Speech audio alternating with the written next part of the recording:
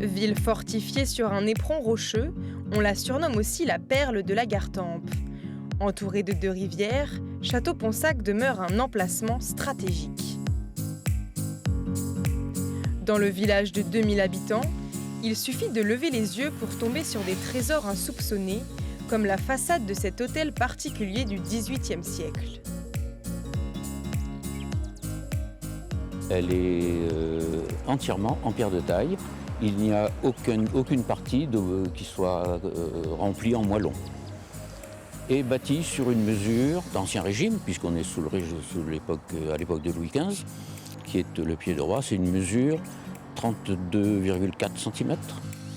Une demeure singulière qui rappelle le palais de l'évêché de Limoges et a suscité beaucoup de jalousie.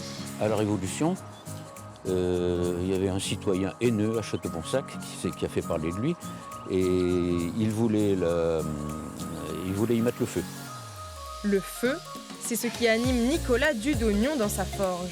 Installé depuis 2 ans à Château-Ponsac, il s'est spécialisé dans la coutellerie et a appris la persévérance. Quand il commençait un boulot, il voulait l'avoir fini presque avant de l'avoir commencé. Ça apprend la patience. Et quand je vois la patience qu'il a maintenant, ça m'a surpris, ça m'a scotché. Forger, polir, affûter, de la conception à la fabrication, chaque couteau est unique. Et c'est dans son atelier que jaillit l'étincelle. Créer un couteau régional de caractère, fait par un Limousin pour les Limousins. Il est né à Château-Ponsac du coup. Et je l'ai appelé le Limousou et je déposé la marque. Et la particularité du Limousou, c'est qu'il est censé représenter, de par sa forme, les collines limousines.